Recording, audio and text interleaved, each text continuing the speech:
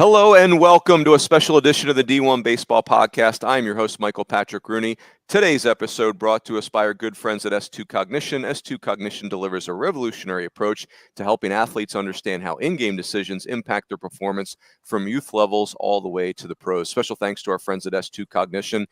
It's about swing decisions. We want to be really good at swinging at strikes and taking balls. And if you believe that that is one of the keys to having success hitting a baseball, number one, you're right. That is very true. And number two, if you want to be better at it, the guys at S2, it's incredible stuff. So thanks to them. I am joined by two incredible humans, the great shooter Jay Hunt, the great David J. Seifert. And, again, we're going to talk about recruiting classes in this episode. Shooter, you are on the ground, like you are boots on the ground for us. You are in the weeds on this recruiting stuff. You've got a great perspective. You grew up on the East Coast.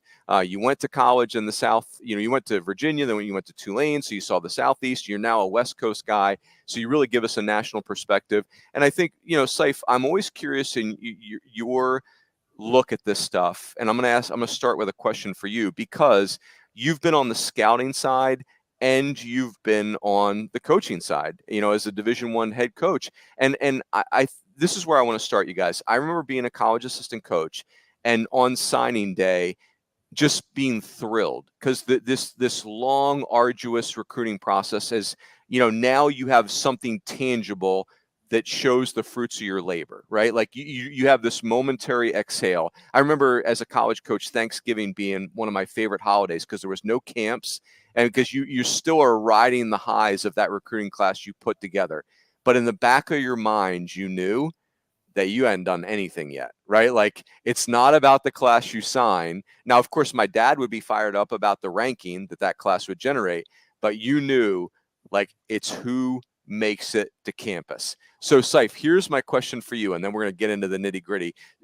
This piece, by the way, if you're listening to my voice, Shooter wrote a great piece on this, just an absolutely awesome piece. It's on the D1Baseball website. November 9th is when the piece ran on recruiting rankings. If you're a college baseball fan, must read. This is a must read for you because we know recruiting is the lifeblood of college baseball. It is. You win the draft and you're going to have good teams. You lose the draft and you could have problems. So, Saif, here's my question. You scouted after you coached. Knowing what you learned as a scout, would you recruit any differently as far as like types of players you would target, knowing that signing a kid who signs professional out of high school, you're always happy for the kid, but that doesn't help your program any. Does that lens that you had as a cross-checker and as a scout with the Phillies change how you would have recruited high school players? I always believe that you recruit kind of a mix. I mean, you want your high ceiling guys, the guys like, hey, man, he could be really good in 2 years with development. You always want your now players, your guy is going to go out there from day one as a freshman. He's physically mature.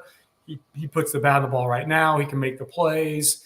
And then you want most guys kind of in between that. We're like, hey, he can develop as a freshman and start as a sophomore. So I always believe there was a mix of players that you needed for your recruiting class. And I was at Evansville. And we didn't really have, I guess the best class that I led was my first year there. I believe we were ranked actually the 22nd best class in the country.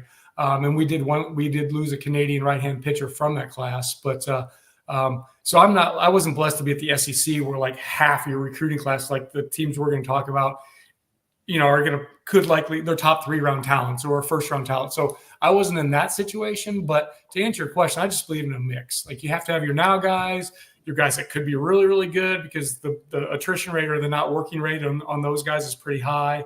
And then, the majority of your class needs to be somewhat right in the middle where it's like, hey, yeah, he's going to be a pretty good player and it's not too far off.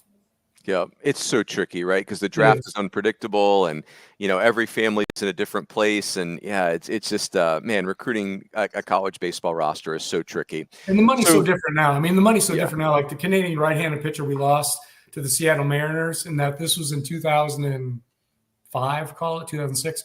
He signed for $150. Like, I don't know what high school pitcher is signing for $150 these days, but just at different times. He's now a $750 guy or whatever. Yeah. It just the money is. about Yeah, the 20 money. rounds. Or I'm sorry, went from 50 to 40. 1 year 5, 1 year's 5 rounds, and now 20 rounds. So it's just a different landscape altogether. Yeah, yeah. I had a college coach who did that was kind of trying to get used to the new recruiting rules that, where you're recruiting players later, and he commented that he just feels like if you're the college coach and you can't build the relationship earlier, then you're going to lose more players in the draft. And I just disagreed with that, because to me, it's like the money is so immense now. Like the family's either in for that or they're not. Like it's almost like Major League Baseball. The orgs control it, right? Because they have so much money at their disposal in the draft. It's like if they want the player, they're getting the player. Unless the family's just completely predisposed to go to college. So I'm oversimplifying that, but it's no, that's a really good explanation, I think, too. Like we had one scouting director when I was with the Phillies. He didn't understand that some people just don't want to play pro ball. Like they right. want to go to college. And he just couldn't get that through his head with all the money and all the resources and paying for the college with the college scholarship plan. Like still, some kids just didn't want to go right into pro ball when they're 18 years old. So, but yeah, I mean, the money is just huge these days. And like I said, the landscape has really changed from when I was in there, because I'm backdating myself. Like, like when you coach, right, we're recruiting guys that were entering their senior in high school, right? Guys didn't sign until the fall of their senior year. That's where we're in now. But like Shooter, he's up to date with everything. Guys are declaring their freshman year. I think that's supposed to be going away now with the new rules and everything else. But yeah, it's different times, baby. Different times. Yep. All right. So this is something that's taken us back to olden times, Shooter, is that when you look at these recruiting classes right now, like I would say, and I'm going to defer to your expertise, but I would say that LSU, this class of 2024 that they just signed, this is a historic class. I mean, it's almost comical how good this class is. Like I can't remember a class this lopsided, like this dominant. You think that's a fair comment? It is, but like we don't put rankings on these this early because it's ridiculous, because you'll lose guys. And I will say, like, Vanderbilt had an amazing class a couple of years ago, and I think they had 5 first rounders, maybe 6 of the first 35 picks. On paper, a year before the draft, they looked like the historic. A year later, it looks like a non-factor. So that's what can happen in a hurry, and LSU definitely has that. Now they've done some different things. Obviously, they have national championship to hang their hat on. But Jay Johnson's one of the best recruiters in the country, if not the best recruiter in the country. And what he's done well, where a lot of coaches fall into some trouble, once you get in these big jobs, one, you have to be able to say no. Like everybody wants to come to LSU. You got to be able to evaluate and say, this is what we want here. He's gotten the best guys at the top. He's gotten the best guys in the middle, and he's gotten the best depth pieces. So that's what LSU's done well. So it's almost not fair to be at that type of program, recruit at that level, and evaluate at that level. That's something that's rarely seen, and that's what LSU's doing right now. Yeah, Jay is like this is a very aggressive comp, but to me, he's becoming like a Nick Saban for college baseball, where like his assistants are going to keep churning because the LSU program's so dynamic right now. He's going to keep losing coaches to head coaching positions. I mean, he's already lost Stan Fitzgerald to a head job, Jason Kelly to a head job, Wes Johnson to a head job. Now he gets Nate Yeske. It's going to keep happening to him. And that's the greatest compliment anyone could pay him. But let me ask you this, Shooter. So I'm going to get to this question in a second. Here's what's interesting. One of the shames of the LSU class is that it's so crazy good. It's overshadowing a Tennessee class that I think is also incredible.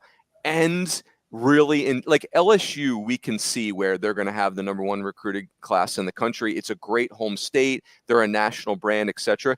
Tennessee doing this they're like the new money, right? Like they're the new kid on the block, but they are recruiting so much depth in their programs. I made a joke. I said that LSU and Tennessee need AAA teams right now. They are so loaded, but I'll tell you, I want to pay a compliment to Jay Johnson and Tony Vitello.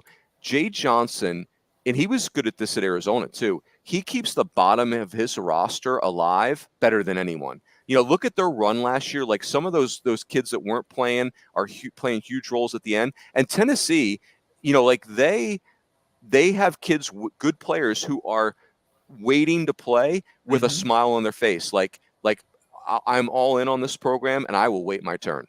The opportunity, I actually talked to Jay Johnson about that, just because there's so many mouths to feed, right? Only one ball, 9 spots. And even a guy, actually the specific conversation was about Thatcher Hurd, because he scuffled early. And when you're scuffling in the box and everybody's kind of going against you, it's not easy. They stayed with him, and he's out there to win the national title. So they did a great job there. But you said Tony there at Tennessee, and he definitely ruffled some feathers, excuse me, going in to the SEC. But I think people lose track of the fact just how good he was as a recruiter. Yes. I mean, at Arkansas, TCU, Missouri, leading those programs and getting those guys. I don't know if there's a better evaluator in college baseball than Tony Vitello did when he was a volley or a recruiting coordinator, even as a head coach. He's coast to coast. That guy is everywhere, and he is on top of things. So which is why they're able to bring in some talent like this. I think they do a great job of identifying early, hey, this kid's going to be good. And even when the kid's not famous yet as a 15-year-old, we do our rankings and we're diving into all sorts of that stuff. But a lot of times internally for us, it's like, hey, we really like this kid. He's going to be good. Tennessee commits those guys who are going to be good. And then all of a sudden at 17, junior year, going to that junior summer, all of a sudden we're looking at this guy as a potential day one guy. So their ability to do that and find those quote unquote hidden gems is something that Tony Vitello and Josh Elander and even Frank Anderson do a great job of doing at Tennessee. Yep. All right. So, Shooter, I'm going to ask you a question. I'm going to then ask Seif a question, so you have a chance to gather yourself. Okay. So here's your question. Your question is: I'm an LSU fan, and I'm also a Tennessee baseball fan. And these, I'm two different humans, I guess is what I'm saying. I'm Mike Rooney, and I'm Rooney Mike. All right. So Mike Rooney's an LSU fan.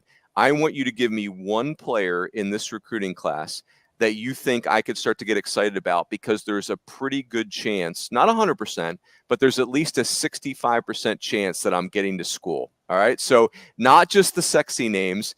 If you want to mention a couple of them, that's okay. But some of them are kind of like no chance they're getting to school unless they like break their hand this spring. But who's a player that you think is probably getting, it's more likely than not that he's getting to campus for LSU and for Tennessee? So mull that over. Those are your two questions. Seif, when Shooter was just talking, one of the things I just thought about, if I'm an athletic director, and I want you to kind of mind check me here. If I'm an athletic director and I want to hire a baseball coach, and recruiting is really important to me, like I think that my program needs to be better in recruiting baseball players, why am I not asking scouts? Like, hey, professional baseball scouts, like who are the coaches that you see out there that are really good at recruiting? Do you think that's a fair, I mean, are athletic directors going to take the time to do that? Of course they're not. They're too busy. I get that. That's not a criticism. Their lives are crazy busy. But like, I would imagine Seif, scouts really know who the good recruiters are. Is that fair? Well, I think Shooter kind of alluded to it earlier. He didn't really in this direct correlation like I'm about to say, but like Vitello is really good at recruiting because he's everywhere. It kind of goes hand in hand, right? The more you do something, the better you get at it, as long as you have a certain level of competency. Don't get me wrong, but like Vitello is really good at recruiting because he's really good at scouting, and he's really good at both because he's out doing it. So Hustles. To me, if you go talk to scouts, it's more of a matter of, okay, who are we looking for here? Just pick the guy that's everywhere, right? Yeah. Pick the guy that you see at every event. So, and there's a lot of them. And then that's your pool, and then just narrow it down for there. Obviously, you have to have really good social skills, people skills. But to me, if you're starting as an athletic director and you want a medium long list, whatever you want to call it, go find 25 guys that are everywhere. And, the Mike Sirianni's from Nebraska. He's first in my mind. And I'm blanking on, I always blank on names, this, but you give me a few minutes just to go over those. I mean, those guys are everywhere. You see them everywhere. They're the next, the next guy for me, at least if you want a new guy, if you're not trying to retread, somebody who's had success in previous head coaching stints, but those are the guys you want to at least interview just to see what else is behind, what else is going on in their mind. And what also is interesting about Tony Vitello is that, his dad is a Hall of Fame high school coach in St. Louis, and Tony is he was so dynamic as a recruiter that I think I just carried that reputation forward. It's like, okay, he's a recruiter that's going to have to figure out how to be a head coach. he's been a brilliant head coach. Like, he's handled controversy. He's actually drummed up controversy, I think, to the benefit of his program. Like, he has been an exceptionally good head coach, like kind of like natural instincts for it that I didn't see coming. I mean, he's really good. All right, Shooter, do you have two players for my fan bases here? I do. And what's interesting with LSU, and I'm sure all their fans will be like, we have Cam Johnson on campus. He was the number one player to get to campus. I think he was 96, 97 last weekend from the left side. We were not expecting it, looking at him as a potential first rounder. So there is nothing LSU cannot do right now to get a prospect to campus. And they have some really good ones. I'll go with an in-state kid, though, a shortstop that Seif loved. Kid named Mikey Ryan. Shooter. I was going to say Mikey Ryan. I was going to follow you up with his name, but it's all yours. You know these guys way better than me. But it's a little bit easier because in-state, I mean, LSU, that's the Yankees in the state of Louisiana. And that purple and gold, just the attraction to go to the box there, it pains me to say it as a Tulane alum. It's going to be tough for him not to go from the Catholic League of New Orleans to LSU, and he can really pick it. Hoping to see him at our Super 60 in February, but he's a really good player that I know they'll get behind, especially as an in-state kid there at LSU. Say that name's Shooter. Who's it? Mikey Ryan, Archbishop Rummel High School. What do you got on him, Seif? What do you got on Mikey Ryan? Well, Shooter nailed him the defensive, but I went East Coast Pro for 3 or 4 days, and I didn't melt too bad in the sun. But Mikey Ryan, I don't think he wasn't a really super high ranked guy going into the East Coast Pro. Shooter, tell me if I'm wrong there. Top 100. Top 100. But he wasn't like this elite dude or whatever. But he can hit. I love the balance in his box. He's strong. He's short to the ball. I mean, he's just a baseball player too. So there's that guy I was talking about earlier, like that middle guy. Like he's the guy that you need to develop a little bit, but not a lot of it, and he's going to be a dude. So I was just really impressed with his baseball ability, his bat to ball ability. Very impressive player. And I'm with Shooter too. Like if there's one guy that's going to end up on campus in Baton Rouge, it's a Louisiana kid. So when you're looking at Louisiana kids too, a lot of times in state, you're looking for bats and speed, and the glove is usually not quite as strong. He kind of bucks that trend, and he's got a chance to really stick at shortstop. Yeah, he's a 6'5" runner too. So everybody can run Louisiana. Everyone. That's great. Football speed. And we know Jay Johnson's got West Coast roots, and they've got the best player in Arizona, Caminetti's in that class, and then 3 players from California. I mean, there's just no place they can't go. It's an incredible class. I mean, it will get pilfered, but it's an incredible class. Jay's really opened up the West Coast to the SEC, which is definitely going to have some effect on the West Coast schools. But the SEC, it's now an open market in California and Arizona. Yeah, I think, not to take us down a rabbit hole, but like if I'm a West Coast school right now, of course I'm going to fight for those players through the initial recruiting process, but I'm also going to stay very friendly with them because, hey, some kids will be homesick. Some kids just aren't going to want to wait to play. If I'm a West Coast school, I've got to be ready to welcome those kids home with open arms because they can't all play they're either going to have to be very patient to play, or maybe it's going to be like a Josh Hatcher a couple years ago at Mississippi State, where he ends up going to Kennesaw State to really fully actualize. Shane Lewis, gosh, that's another one. Think about Troy that really had to find the right home for him. So, all right, what do you got for Tennessee, Shooter? I mean, there's a lot on here that I like and I think could get to campus, but I'll go actually with, you talked about Tony having that St. Louis roots in Missouri. A kid named Trey Snyder, who's an infielder, which I swear every time we talk internally, I'm like, we love this kid so much. And I feel like we're always low on him in rankings for some reason. But everything about Tennessee, he's got the confidence, the aura, but it's not cocky. It is just that confident. You expect him to get a hit. And there's a lot more flashier tools that I saw in the summer circuit where, super high ceiling. But when it comes down to it, you take Trey Snyder to go up and get you a hit. We're in a big spot. We need something to happen here. Trey Snyder. He's probably going to play second, offensive third baseman, maybe go out to left field. But if they needed to, Tony could be like, go play shortstop Trey. And he's an athlete. You want to bet on that guy. I think he will get to campus. We'll see. They have a lot of talent here, so we'll see what happens. Yep. All right. So I want to make us talk about a Tennessee recruit Shooter, that if you're in this world, like he's probably one of your favorite players. And correct me if I mispronounce the name, Shooter, but Ty Southasine. Is that how you say it? Southasine? Yep. Yeah, so he's a Vegas kid, like plays with big personality. He's tiny. I mean, he's probably like 5'8", 5'9". He's strong, and I have not seen him be a burner, but he's not slow. Like he's just like an undersized, really good, pretty toolsy player. So, Shooter, I'm gonna have you talk about him in a second. Seif, let me ask you a general question. I'm confused on the small guys, right? Like I think about Altuve, Nick Madrigal, Dustin Pedroia, Nick York, Kevin McGonigal was a big pick last year. Like these guys are very small compared to what you actually see in the big leagues. Like I know that Altuve and Pedroia had great big league careers, right? I mean, like MVP type careers, but at the same time, like they are real unicorns. And I feel like professional baseball, Seif, has gotten way more open.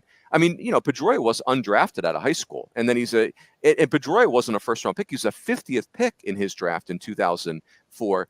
Do you think, Seif, that pro teams remain very, very open to these little guys, or where are we in the spectrum of, hey, like I'm willing to draft a guy very, very high, even though most of the big leagues are enormous?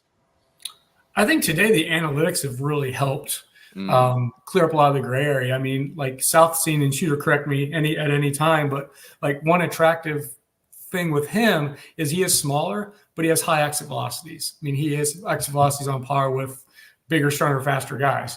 What you mentioned Madrigal before, right?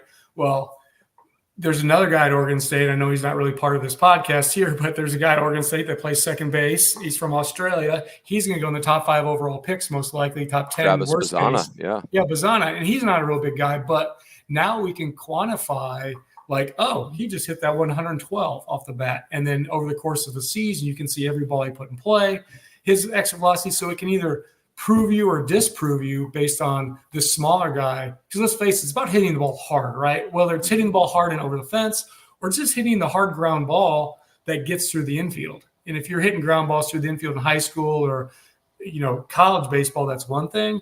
But when I was first being trained as a scout, it's like, okay, don't just look to see if you're grading their raw power, don't just look to see like, oh, they hit a home run. See how far they can hit it, how high they can hit it, and see how many basically 1-hop, 2-hop ground balls through the infield that go through for base hits, because those are the guys that you want are going to grow into their power even more once they learn to lift and things like that. So again, South the Scene, I think, to my knowledge, he's a short. Well, I know he is a shorter guy, but he has the exit velocity, he has the pop, he has the hand strength and the bat speed. So I don't think there's a much concern about him.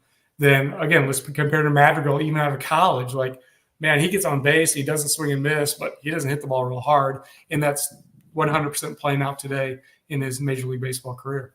Yep. Shooter, so two-part question. Anything that you want to add on South the Scene, who is just super fun, and is there any chance he's getting to Knoxville? Well, I will say, Runes, we always say undersized is the new 6'4", so make sure that one.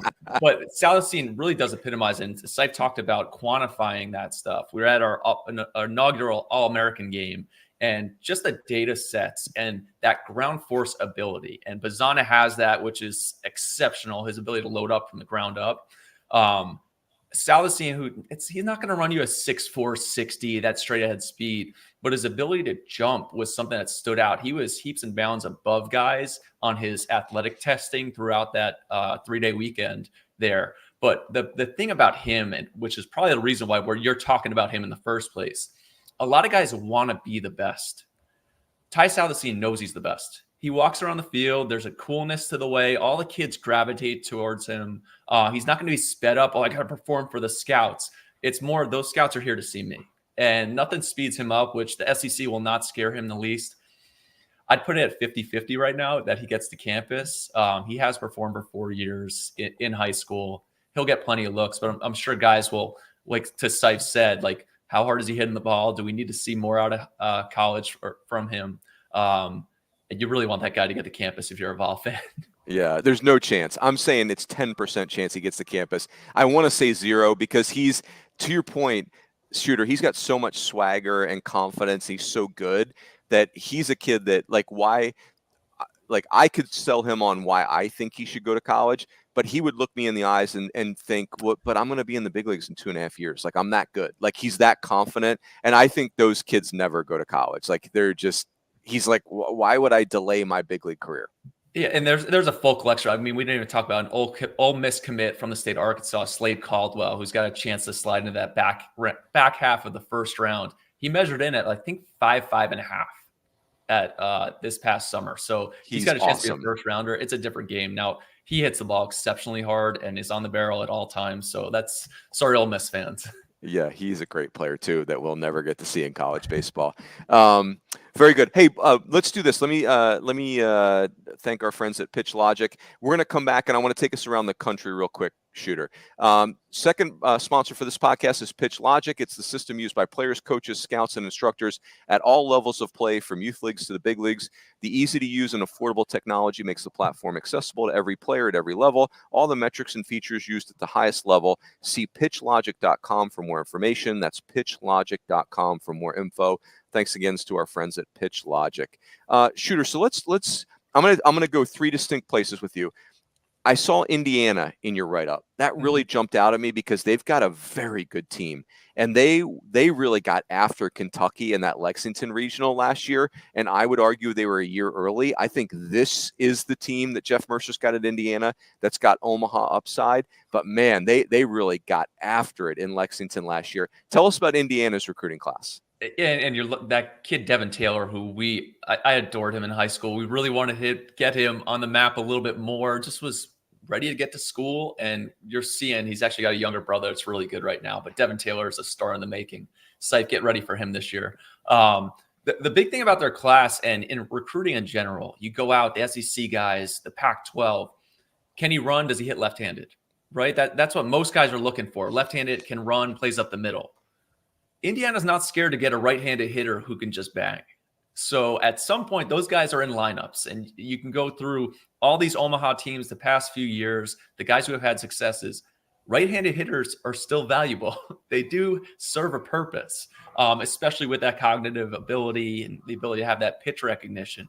This crew can really do it. So that's what I love about them. Even though they're right-handed hitters, guys like Hogan Denny and Grant Hollister, who are less valuable positionally, but immensely valuable in a lineup. And it's not only there. You go into the arms that I posted. Brayton Thomas is one of the top left-handers in the country. Kind of had scuffled a little bit this summer, which may actually push him to campus, which would be huge. I think he could fit in on Friday night. The guy that they're really going to want to get is Griffin Tobias. He's a big right-hander, or not a big right-hander, two-way right-hander, shortstop who's kind of starting to shine on the mound now. Big metrics, winner, guy you want on the bump, who's not going to be scared to go into Lexington or into Auburn or into Gainesville and pitch. But I can't say enough about this class because they're big, physical. You think back to those Chris Lemonis teams that had those big guys, those Tracy teams that had the big guys, the Schwarber types. That's what type of dudes they're bringing in this class. Oh, I love it. Hey, Seif, let me ask you a question. I'm gonna, and you can reroute me if you want here. I'm naming you a Big Ten head coach today. Like, right? I just named you 10 seconds ago. You're the new head coach of Rooney University, which is going to compete in the Big Ten. And we are located in Chicagoland, for lack of a better place. When Tracy Smith was the head coach at Indiana, and now he's at Michigan, what I thought was really interesting is the overwhelming majority of their roster was like really athletic, physical kids from the Midwest. And then they'd sprinkle in a shortstop from the South, and they'd sprinkle in some pitching from the South. So like they would go to baseball areas like San Diego, Texas, Florida, and get like a position that maybe is a little harder to fill from a kid that doesn't have the repetitions, like a couple arms, shortstop I'm thinking about, maybe a catcher. Do you like that formula? Or if you're a Big Ten head coach, you want to just really lock in on the Midwest, get those physical athletes, and then just be patient and develop them? I think you kind of have to. I mean, just knowing the Midwest, those middle infielders, that can really pick it and have a chance in the box, or that frontline catcher, or those big arms, they get picked over pretty quickly in the Midwest. Now, with that all said, Wisconsin and Minnesota are becoming better and better every year. at baseball. They're building more indoor facilities. They're getting better instruction. The travel programs are just growing and growing. And so, the Gavin Luxes of the world, those guys there's not one every year, but they're becoming a little bit more prominent. But as soon as those guys, but the same thing, those best guys get picked over real quick, by the Arizona States, the LSUs, the Miamis, wherever down south. They're in the SEC.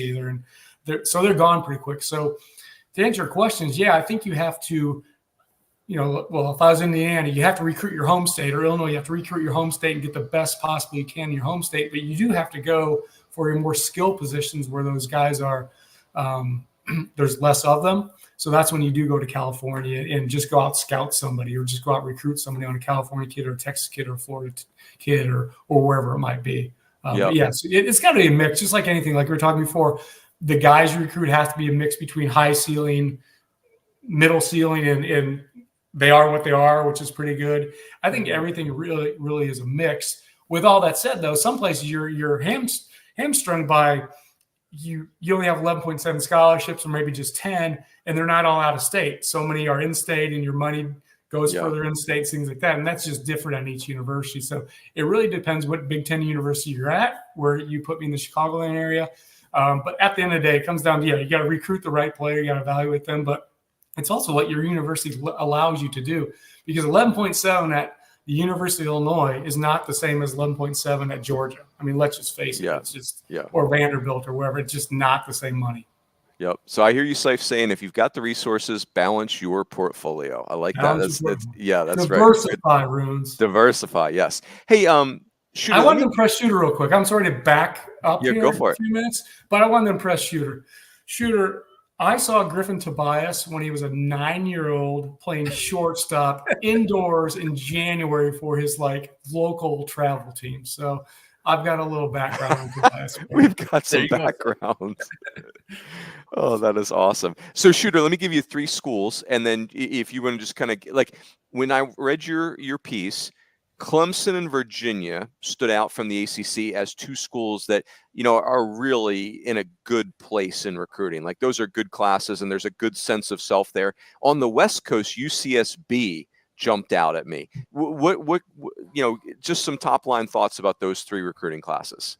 I would say at the top, Virginia, after the draft and once these guys get on campus, Virginia could be the number 1 class. If those guys, there's a way that I think that these guys could get to campus and they could eventually be the number 1 heading into the year for newcomers. So just keep that in mind. If there's as much talent as Tennessee and LSU are bringing in, Virginia is not far behind, especially depending on the signability.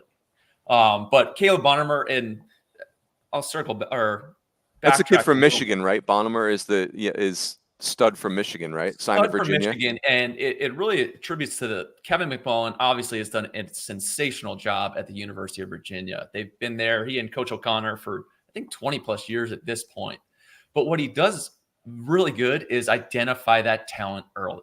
And this class, you can look through it and you're like, wow, Caleb Bonnemer. And we saw him a couple years ago. Good player, blue collar. It's the UVA, what you expect. Multi-sport, blue collar, going to battle in the box. Just a gamer. The Brandon Geyer type. He's going to lean in for something.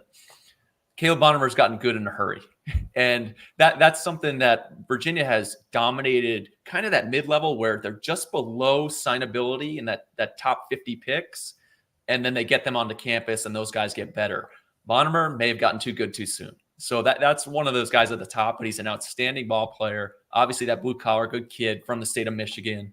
Trey Gregory Alford is a big right-hander. You're kind of seeing that it's Drew Dickinson, right? Drew Dickinson effect there at Virginia.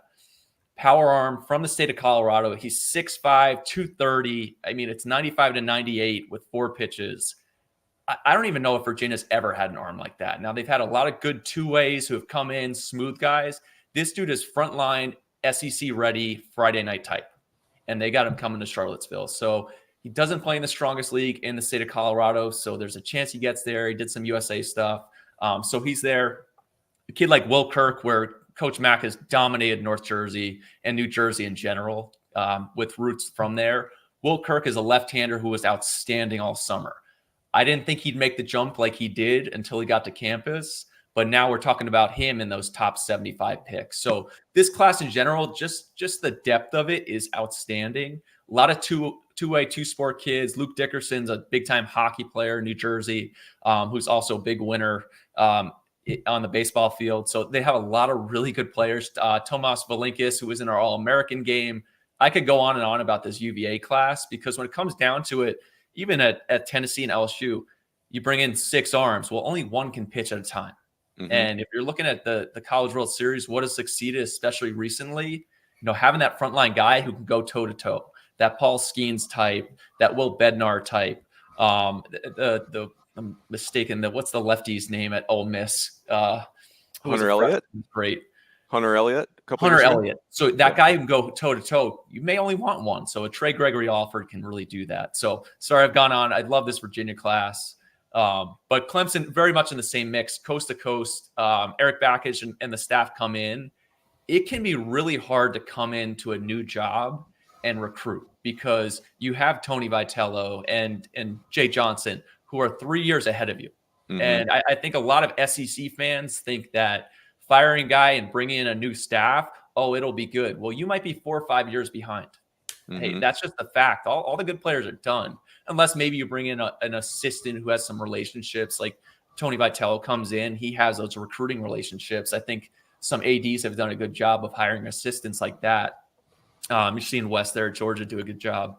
But Clemson's done a great job. They got a huge commitment out of TP Wentworth, a NorCal kid, 3-sport standout, QB1, basketball player, 2-way guy on the diamond, left-handed pitcher. He's about 6'4", 210. But they've done a really good job coming in late, identifying that talent. I keep talking about identify talent. If you get good players, you become good coaches. That's right. That's just how it goes. Yeah. Well said. Those two schools have done great. Hey, anything significant about UCSB? I mean, they've been bringing good players to campus. I think they've got a type too. But what jumps out about that class? So the thing about UCSB, and when we're talking internally, we give the Power 5 lots of love, right? Everybody, Power 5, Power 5, Power 5. And Rooney, you're on the West. You've been to the West Coast. The Big West is a Power 5. Mm-hmm. They are better than Power 5s. So I think just giving them that love and the respect of, hey, these guys are in Omaha almost every year. These guys are hosting. These guys have first rounders. Where is this coming from? Why are we giving so much attention to some of these other schools and not the Big West? UC Santa Barbara and Coach Checketts have just done it over and over again. So you're looking at this class, and they have a kid named Jack Haverkamp, who is just a 5-tool potential guy. It's electric bat speed. The thing you worry about is you're in California. The scouts are not stupid. They live down in SoCal for a reason. There's a lot of talent there. So he'll get tons of looks there. But even Anthony Shepler, who's a kid, a left-handed bat, who I don't think as many people nationally know about, but he's the type you go into the Big West and, he was a 7-2 runner. Okay, you don't want him in the Pac-12? That's fine. He'll just terrorize you for 3 years and then be a top 75 pick. And then even a kid like Rowan Kelly, who just is banged everywhere. He just gets hits. Another guy who undersized the new 6'4", gets hits at all time. And then, especially recently, if you're thinking UCSB, it's arms. So the arms that are in this class, you're just like, somebody's going to be good. So they've done just such a sensational job there. Coach Checketts and that staff, just the metrics that they're looking at, the ability to find those vertical approach angles that are going to get those whiffs. That's why we're betting on them. The Big West. Don't lose sight of the Big West nationally, everybody. Yeah, I think there's a lot of good momentum in the Big West after a little bit of a step back. But I'm with you. The Big West is awesome, and Andrew Checketts is this is a brilliant head coach, really, really sharp guy. Hey, let's wrap it with this, you guys. Hey, and by the way, if you're listening, check out Shooter's piece. I mean, you're going to see Texas A&M, Auburn in there, Miami, Florida State, a lot of the usual suspects, a lot of really good classes, obviously. One thing I'm curious about, you guys are closer to the weeds than I am. So we have the new recruiting rules, the new calendar, if you will, where we're not verbally committing 7th, 8th, and 9th graders anymore. Technically, the communication that's recruiting oriented does not start until junior year of high school. Shooter, I'll start with you, and then Seif, any insights you have. I think it's absolutely the right move. I think that's indisputable. I think there's no perfect recruiting system. No matter what rules we have, there's going to be angst, right? Like there's no perfect recruiting system that does not exist. That's a unicorn. But from your perspective, Shooter, does it seem like it's working, or it's a good thing, or what's your take on the new changes? I would say it's definitely working. It's probably going to be a little bit of a slower drip. But just seeing at our future games, which is the marquee event for uncommitted guys this past year, just coaches kind of sift into, I don't need to go watch these younger players and kind of have this arms race with all these guys. And I think the hope for the NCAA, at least for me, is that less mistakes will be made. Instead of rushing, you can identify that talent, but really get those evaluations in so there's less mistakes. Those mistakes then lead to the portal. They lead to decommitments. I think there is a positive connotation to what's going on right now. There's still going to be early recruiting. Those guys are going to be out at games. But until ink can get put to paper, there will be some commitments rolling out. Yep.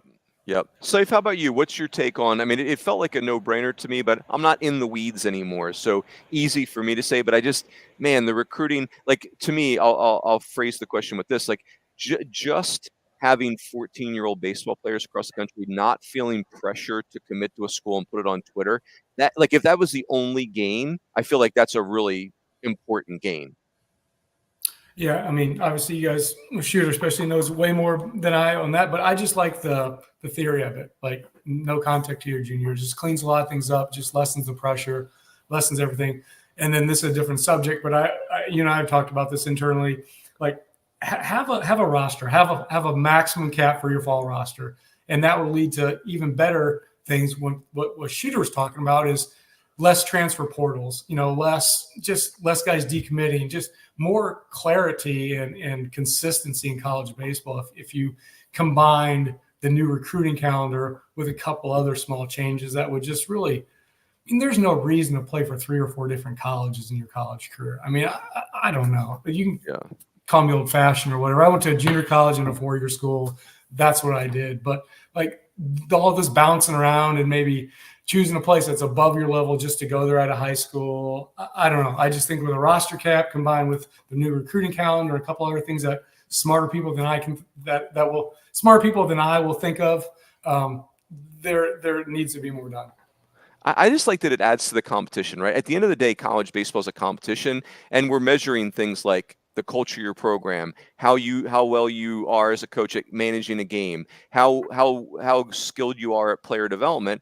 Well, evaluation should be one of the things that is part of our competition. Right now, I worry that the rosters get to a size where evaluation doesn't even matter anymore because I'm just bringing in a zillion guys and then I figure it out. It's like I'm running a tryout, and I'm not saying that to be critical of anyone. Like, the rules are the rules, and people are playing by the rules. Like, right? Like, it's what we're criticizing right now is the rule, not the way people are running their rosters. So anyway, really, very interesting. Gentlemen, this was awesome. I appreciate this. I feel much smarter about the incoming players. Ty Southacene, if you're listening, you are coming to campus. Unless you get a $10 million signing bonus, you need to go. Oh, Ty, I'm going to enjoy watching you in the minor leagues. You are the best. He is so fun. Oh my gosh, we should pass the bucket to try and get him to college. Can we do like a national NIL? Here we go. Yeah. Oh my gosh, like we did at Newtown Edgemont Little League. Shooter and Seif, I appreciate it. This was super fun. Everyone, enjoy the rest of your week. Happy holidays, and we'll catch you next time on the D1 Baseball Podcast.